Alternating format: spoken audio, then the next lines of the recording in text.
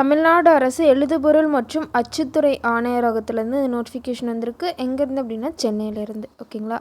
Notification வெளியிட்ட நாள் எப்போ அப்படின்னா 18ஆம் தேதி வந்து நோட்டிஃபிகேஷன் அவங்க வெளியிட்ருக்காங்க.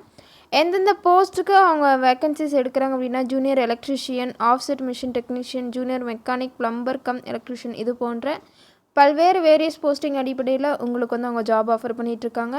Last date of application September மாதம் 19ஆம் தேதி வரைக்கும் டைம் இருக்குது. ஸோ எலிஜிபிளாக இருக்கீங்க அப்படின்னா மறக்காமல் அப்ளை பண்ணுங்கள். வாங்க இந்த நோட்டிஃபிகேஷனோட போஸ்ட், வேக்கன்சிஸ், குவாலிஃபிகேஷன், சேலரி இதெல்லாமே வீடியோவில் டிஸ்கஸ் பண்ணலாம். ஃபஸ்ட்டு போஸ்ட் என்ன அப்படின்னா அசிஸ்டண்ட் ஆஃப்செட் மிஷின் டெக்னீஷியன், அதாவது உதவி ஆஃப்செட் மிஷின் டெக்னீஷியன். ஓகேங்களா. இந்த போஸ்ட்டுக்கான சேலரியை பொறுத்த வரைக்கும் 19,500லேருந்து 71,900 வரைக்கும் அவங்க ஆஃபர் பண்ணிகிட்ருக்காங்க. வேக்கன்சிஸை பொறுத்த வரைக்கும் அவங்க 8 வேக்கன்சிஸ் அவங்க வந்துட்டு அலோகேட் பண்ணியிருக்காங்க. அதில் என்னென்னா அதாவது கம்யூனிட்டி வைஸ் அவங்க பிரித்து கொடுத்துருக்காங்க. ஓகேங்களா. ஸோ கம்யூனிட்டி வைஸ் டோட்டலாக எத்தனை வேக்கன்சிஸ் அப்படின்னா 8 வேக்கன்சிஸ் அவங்க 19 வேக்கன்சிஸ் வந்து அவங்க கம்யூனிட்டி வைஸ் பிரித்து கொடுத்துருக்காங்க. இதுதான் வந்து அவங்களோட வேக்கன்சிஸ் டீட்டெயில்ஸு. ஸோ செக் பண்ணி பார்த்துக்கோங்க. இந்த போஸ்ட்டுக்கான குவாலிஃபிகேஷன்ஸை பொறுத்த வரைக்கும் நீங்கள் மினிமமாக என்ன படிச்சிருக்கணும் அப்படின்னா எஸ்எஸ்எல்சி வந்துட்டு முடிச்சிருக்கணும். ஓகேங்களா. இது வந்துட்டு ஒரு கண்டிஷன். ரெண்டாவது வந்துட்டு நீங்கள் டிப்ளமோ வந்துட்டு முடிச்சிருக்கணும். எந்த ஸ்ட்ரீமில் அப்படின்னா பிரிண்டிங் டெக்னாலஜி, இல்லை அப்படின்னா டெக்னிக்கல் ட்ரேடு சர்டிஃபிகேட், இந்த மாதிரியான சர்டிஃபிகேட் வந்துட்டு நீங்கள் முடிச்சிருக்கணும் அப்படின்ட்டு மென்ஷன் பண்ணியிருக்காங்க. எக்ஸ்பீரியன்ஸை பொறுத்த வரைக்கும் நீங்கள் டிப்ளமோ ஹோல்டர்ஸாக இருக்கீங்க அப்படின்னா 1 year, not less than 1 year, அதாவது 1 இயர் ஆச்சும் நீங்கள் வந்து எக்ஸ்பீரியன்ஸாக வச்சுருக்கணும். சப்போஸ் நீங்கள் ட்ரேடு சர்டிஃபிகேட் ஹோல்டராக இருக்கீங்க அப்படின்னா அவங்க வந்துட்டு 3 வருஷம் மினிமமாக 3 வருஷம் எக்ஸ்பீரியன்ஸ் இருந்தீங்க அப்படின்னா நீங்கள் தாராளமாக அந்த போஸ்ட்டுக்கு அப்ளை பண்ணிக்கலாம். ஓகேங்களா. ரெண்டாவது போஸ்ட் என்ன அப்படின்னா இளநிலை மின் வினைஞர், அதாவது ஜூனியர் எலக்ட்ரிஷியன். இதற்கான வேக்கன்சிஸை பொறுத்த வரைக்கும் 19,500லேருந்து 71,900 வரைக்கும் அவங்க ஆஃபர் பண்ணிகிட்ருக்காங்க. பர் மந்த் சேலரி வந்துட்டு நான் சொல்லிகிட்ருக்கேன்.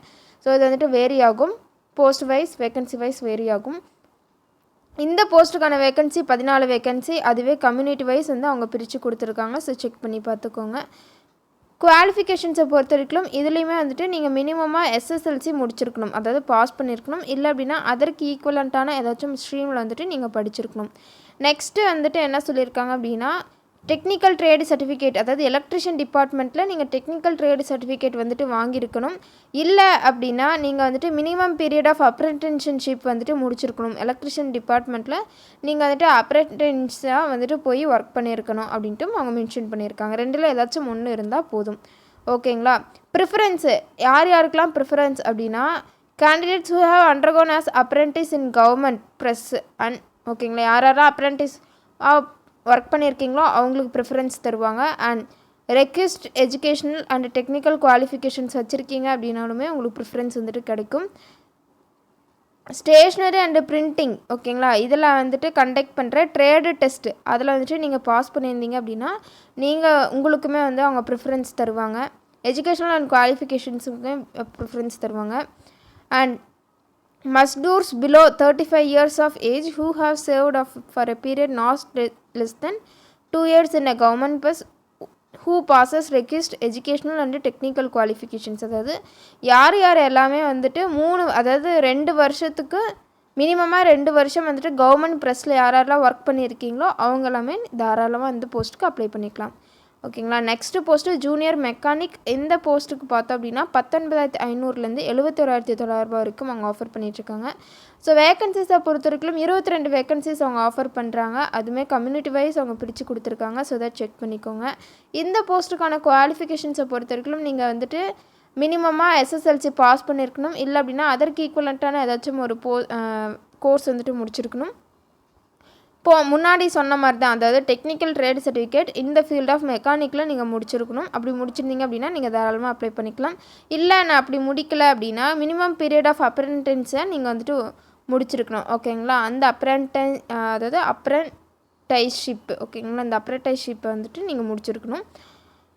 யாருக்கெல்லாமே ப்ரிஃபரன்ஸ் அப்படின்னா நான் முன்னாடி போஸ்ட்டுக்கு சொன்ன மாதிரி தான், அது அப்படியே வந்துட்டு இங்கே கொடுத்துருக்காங்க. ஓகேங்களா. ஸோ அதை ஃபாலோ பண்ணிக்கோங்க. நெக்ஸ்ட்டு போஸ்ட் என்ன அப்படின்னா ப்ளம்பர் கம் எலக்ட்ரிஷியன், அதாவது ப்ளம்பராகவும் நீங்கள் ஒர்க் பண்ணுவீங்க, எலக்ட்ரிஷியனாகவும் நீங்கள் ஒர்க் பண்ணுவீங்க. ஓகேங்களா. அந்த மாதிரியான ஜாபு 19,500லேருந்து 71,900 வரைக்கும் அவங்க பர் மந்த் ஆஃபராக சேலரி வந்துட்டு ஆஃபர் பண்ணிகிட்ருக்காங்க. வேக்கன்சிஸை பொறுத்த வரைக்கும் இதுக்கு வந்து ரொம்ப ரொம்ப கம்மி வேக்கன்சி. என்னென்னா ஒரே ஒரு வேக்கன்சி, அது வந்துட்டு இந்த கம்யூனிட்டி அதாவது கொடுத்துருக்குறாங்க. குவாலிஃபிகேஷன்ஸை பொறுத்த வரைக்கும் நீங்கள் ஜஸ்ட்டு 10th பாஸ் பண்ணால் போதும். இல்லை அப்படின்னா அதற்கு ஈக்குவலண்ட்டான ஏதாச்சும் ஒரு போஸ்ட்டில் வந்துட்டு நீங்கள் முடிச்சிருக்கணும். Must possesses technical trade certificate, அதாவது ஐடிஐ அப்படின்னு சொல்லக்கூடிய அந்த டெக்னிக்கல் ட்ரேடு சர்டிஃபிகேட்டை ப்ளம்பரிங்கில் வந்துட்டு நீங்கள் முடிச்சிருக்கணும். ஓகேங்களா. இந்த ஜிடி அப்படின்னு சொன்னாலே அது வந்துட்டு ஜென்ரல் டர்ன். ஓகேங்களா. ஸோ கீழே வந்துட்டு சில கண்டிஷன்ஸ் எல்லாமே கொடுத்துருக்காங்க. என்னென்ன அப்படின்ட்டு பார்த்துடலாம். இந்த கொடுக்கப்பட்ட அந்த நோட்டிஃபிகேஷனில் பார்த்தோம் அப்படின்னா வேக்கன்சிஸ் இருக்குது இல்லையா, அந்த வேக்கன்சிஸ் வந்துட்டு முழுக்க முழுக்க டெம்ப்ரரி. அது வந்து எப்போனாலும் ஏறும் குறையும். ஓகேங்களா. அது வந்துட்டு தட்ஸ் அப் டு அந்த டிபார்ட்மெண்ட்டை வச்சு தான் வந்துட்டு அவங்க டிசைட் பண்ணுவாங்க. வயது தகுதி, ஓகேங்களா, யார் எல்லாமே இதில் வந்துட்டு அப்ளை பண்ணலாம் அப்படின்னா, எந்த ஏஜ் குரூப்பில் இருக்கிறவங்களும் அப்ளை பண்ணலாம் அப்படின்னு கேட்டிங்க அப்படின்னா, இந்த டேட் படி, அதாவது 1/7/2025 இந்த டேட் படி உங்களுக்கு 18 வயசு complete ஆகிருக்கணும். And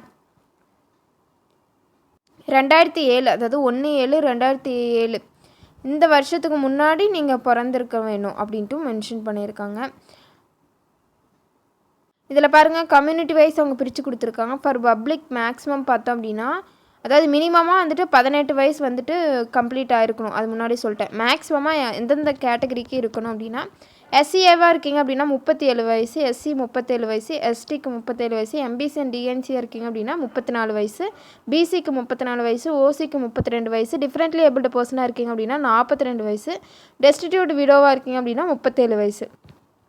ex service man கேட்டகரியாக இருக்கீங்க அப்படின்னா உங்களுக்கு பார்த்தோம் அப்படின்னா மேக்ஸிமமாக எஸ்சிஏல 55 வயசு, எஸ்சியில் 55, எஸ்டியில் 55, எம்பிசி அண்ட் டிஎன்சியில் 55, பிசியில் 55 அண்ட் ஓசியில் 50. ஓகேங்களா. இந்த வயசெல்லாம் நான் எந்த டேட் படி நான் கால்குலேட் பண்ணுறது அப்படின்னு கேட்டிங்க அப்படின்னா 1/7/2025. ஓகேங்களா. இந்த டேட் படி உங்களுக்கு என்ன வயதோ அதுதான் வந்துட்டு உங்களுக்கான குவாலிஃபிகேஷன் ஏஜ் அப்படின்னு சொல்லப்போம். ஓகேங்களா. சில பேர் 2 போஸ்ட்டுக்குமே எலிஜிபிளாக இருப்பாங்க. ஓகேங்களா. அது வந்து எப்படி கொடுக்கணும் அப்படின்னா தனித்தனியாக அப்ளை பண்ணி தான் கொடுக்கணும், ஒட்டுக்காக கொடுக்கக்கூடாது. இது முழுக்க முழுக்க ஒரு ஆஃப்லைன் அப்ளிகேஷன். ஸோ இது எந்த அட்ரஸ்க்கு நீங்கள் அனுப்பணும் அப்படின்னா ஸ்க்ரீனில் டேக் பண்ணுற இந்த அட்ரஸ்க்கு வந்துட்டு நீங்கள் அனுப்பணும். ஓகேங்களா. அனுப்ப வேண்டிய முகவரி அப்படின்ட்டு சொல்லிட்டு இருக்கு இல்லையா, ஸோ இந்த அட்ரஸ்க்கு தான் வந்துட்டு நீங்கள் அனுப்புகிற மாதிரி இருக்கும். பாஸ்போர்ட் சைஸ் ஃபோட்டோ இதெல்லாமே கிளியராக இருக்கணும். ஏன்னா அதெல்லாம் கிளியராக இல்லை அப்படின்னா ரிஜெக்ட் பண்ணிடுவாங்க. ஒன்றுக்கும் மேற்பட்ட தேவையில்லாத அப்ளிகேஷன் நீங்கள் ஏதாச்சும் அனுப்பிட்டீங்க அப்படின்னா அதுவுமே ரிஜெக்ட் பண்ணப்படும். ஏதாச்சும் டாக்குமெண்ட்ஸ் பின்னாடி அட்டாச் பண்ணணும் அப்படின்னா என்னென்ன டாக்குமெண்ட்ஸ் அப்படின்ட்டு நான் சொல்லிடுறேன்.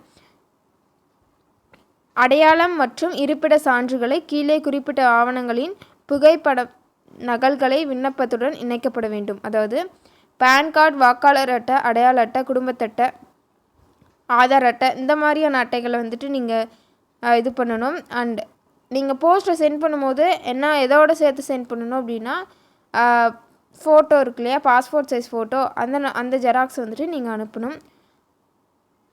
செலெக்ஷன் ப்ரொசீஜர் எப்படி இருக்கும் அப்படின்னா ஷார்ட் லிஸ்டான கேண்டிடேட்டை கால் ஃபர் பண்ணுவாங்க. எதுக்குன்னா ஒரு இன்டர்வியூ. ஓகேங்களா. நேர்முக தேர்வுக்கு அவங்க கூப்பிடுவாங்க. அது எந்த லெவலில் இருக்கும் அப்படின்னா 10th ஸ்டாண்டர்ட், தொழிற்கல்வி மற்றும் பட்டய படிப்பு இந்த மாதிரியான லெவலில் தான் இருக்கும். ஓகேங்களா. ஸோ பயப்பட தேவையில்லை. அவங்களோட அஃபிஷியல் நோட்டிஃபிகேஷனோட லிங்க் வந்துட்டு இங்கே இருக்குது. www.stationaryprinting.tngov.nic/links.html இதுதான் அவங்களோட லிங்க். இந்த லிங்க் வந்துட்டு நான் கீழே டேக் பண்ணுறேன். ஏதாச்சும் டவுட் இருக்குது அப்படின்னா செக் பண்ணி பார்த்துக்கோங்க. கீழே பார்த்தோம் அப்படின்னா அவங்களோட அப்ளிகேஷன் ஃபார்ம் வந்துட்டு கொடுத்துருக்காங்க. ஓகேங்களா. அதை எப்படி அப்ளை பண்ணுன்ட்டு பார்த்துடலாமா? ஷார்ட்டாக சொல்லிடுறேன், ஏன்னா வீடியோ பெருசாக போகுதுன்னு நினைக்கிறேன்.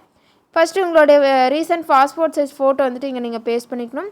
நெக்ஸ்ட்டு நீங்கள் என்ன போஸ்ட்டுக்கு அப்ளை பண்ண போகிறீங்களோ அந்த போஸ்ட் வந்துட்டு நீங்கள் கொடுக்கணும். ஓகேங்களா. அதாவது ஒவ்வொரு போஸ்ட்டுக்குமே ஒவ்வொரு ஃபார்ம் கொடுத்துருக்காங்க, அதை வந்துட்டு நீங்கள் டவுன்லோட் பண்ணிக்கணும். இதில் பார்த்தோம் அப்படின்னா assistant offset மிஷினுக்கான application form.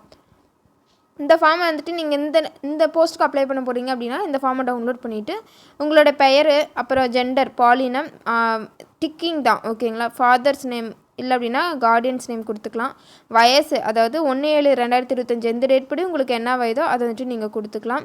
And வேறு என்ன அப்படின்னா nationality and date of birth, அதாவது பிறந்த தேதி, தேசிய இனம், மதம், வகுப்பு அதாவது கம்யூனல் கேட்டகரி கேட்டிருக்காங்க. ஹிந்துவா, முஸ்லீமா, கிறிஸ்டினா, புத்திசமா, ஷிக் இல்லை வேறு ஏதாச்சும் அப்படின்ட்டு.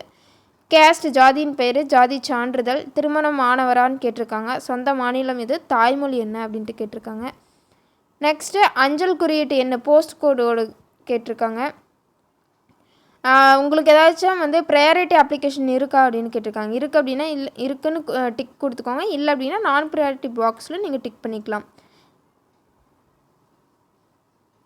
குவாலிஃபிகேஷன்ஸு எஸ்எஸ்எல்சி அதாவது மார்க் ஷீட் மதிப்பெண் என்னன்னு கேட்டிருக்காங்க. எந்த இயரில் பாஸ் பண்ணிங்க, என்ன படிச்சிங்க, அதாவது எந்த லாங்குவேஜில் நீங்கள் படிச்சிங்க அப்படின்ட்டு கேட்டிருக்காங்க. ஹெச்எஸ்சி அதுவுமே மார்க் ஷீட்டு என்ன இயரில் பாஸ் பண்ணிங்க, என்ன லாங்குவேஜில் நீங்கள் படிச்சிங்க. அதே மாதிரியே டிப்ளமோ கேட்டிருக்காங்க.